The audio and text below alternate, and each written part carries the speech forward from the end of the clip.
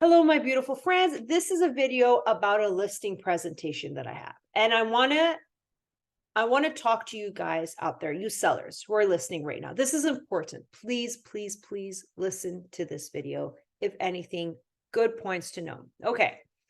So what I've been finding lately is that I will go and step into listing presentations, and it's the second time that they're interviewing agents. And why they're doing that is because the first time they listed, they priced it at a ridiculous price. And the agent was okay with that because the agent wanted to get the listing, free marketing. They put the board out there. If a buyer doesn't want to buy that house, at least they can take that buyer and sell them something else, but they're getting free leads through that signboard. Yes, I agree. That's kind of smart, right? You get free leads through the weather, but it's not helping the seller. And I disagree with that technique because I'm like, your number one duty is to tell the seller the truth. So when I go to a listing presentation and I know the seller wants to hear they're going to get 2 million for that home, when I know clearly that listing will get 1.6, I'm not going to tell them 2 million. I will not even list at that price. I'll be like, you know what? I don't want your business. I don't want to be that agent where it sits on the market and you don't get what you want and you're bitter with me and you think I'm the reason why. Just please go ahead, list with the other guy who's going to give you that. But what I want to caution you sellers is by doing that, going up high and whatnot, the market, if it's priced right, will bid the price up. But if it's overpriced, it will bid the price down. And if anything, you will lose out more. So suppose you wanted to be here, you were happy here. By being overpriced, you're going to eventually end up here, is what I've been seeing and fixing and coming in and be like, dude, if you, sorry, not to use dude, but like, hey, if you had priced it right that first time, you could have gotten here, right? But instead you priced it way up here in the stratosphere. And now look, you're down here. Okay, that's a lot of finger movement. But if you meet with me, we'll go through the numbers, we'll go through the data. And also, if I know in my right mind that the next door neighbor's house is way better than yours, why would I list your house at that? I would take my own buyer there. If I can't convince my buyer to buy your listing, why would I tell you to list at that price, for that price? So I think it's really, really important. I love my number one tip to sellers is interview several agents. Please do that. It's all about the energy. Do you feel this agent is helping you out? Number two is, do you think they're being honest with you right now, or they're just telling you what you want to hear? Because what you want to hear is not what's best for you. It's the data, it's the market, it's the comparable. So suppose you list at a ridiculous price and you get that ridiculous offer. If that offer needs to go get financing, do you think bank appraisals right now, they're not tightening up? I've seen deals. Yes, I've seen deals collapse and we come in as second place because that guy offered, and I know that guy offered more because it's a small town and a lot of us agents know each other. That guy offered more, but the appraisal didn't come in at what they wanted. And the bank said, no, sorry, the appraisal is much higher than what you offered. We're not going to finance that. Price it right. The appraisal will come in right. Everything will work right. Work right. Okay, guys, it's supply and demand. It's market prices. It's not ridiculous prices.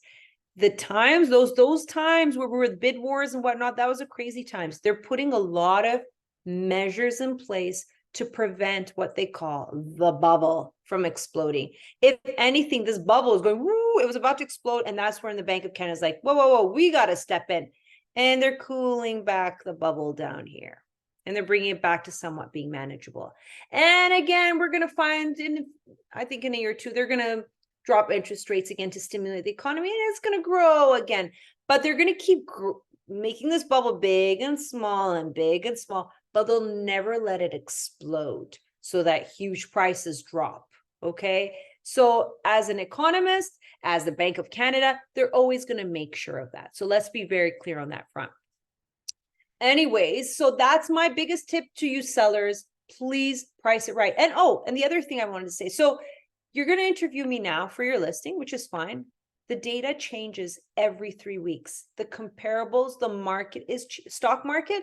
Is a stock stay one price all throughout? No, the prices are fluctuating. Same thing with real estate. Real estate prices fluctuate. It all depends on the latest comparable, the interest rate hikes. There's so many variables. So when you call an agent and you want to list the next year and you like what the agent from the previous year, you need to call all the agents back in again for another quote.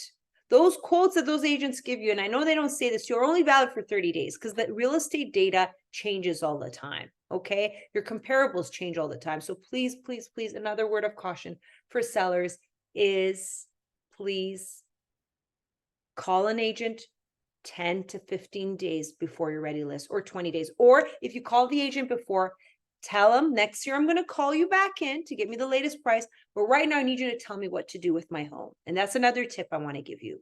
Get the agent. So one thing we do, I have a staging specialist and a decorator on my team. So you don't have to pay anyone extra, complimentary.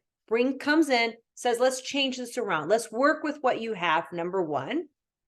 And let's stage this home as best as we can because it makes a difference. Decluttering and getting that home ready for sale, huge. Or just moving, shifting a few things around the home, the energy, the flow, huge impact. People, it's subconscious. They've done studies on this. Subconscious, when someone walks in, the way it's all set up affects the way they see themselves living in the home. So staging and just a decorator coming in and working with you on these basic things, or telling you to take certain furnitures out or changing certain things, huge difference in selling your home. Okay.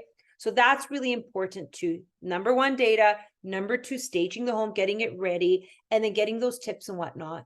And number three is trust that the person now that you have there is doing their best for you, and enjoy the process, and try to keep your home as clean as possible during that time. Yes, because people who walk in do want to see themselves living in it, not the way you do. So if your idea of living in it is, having your, like, for example, me, I leave my laundry basket with full of laundry in it right above the laundry machine. If that's your way of seeing yourself living in it, it ain't gonna work for the buyer. They want it. We like to see that home, at least me, when I'm not living in the home as a seller.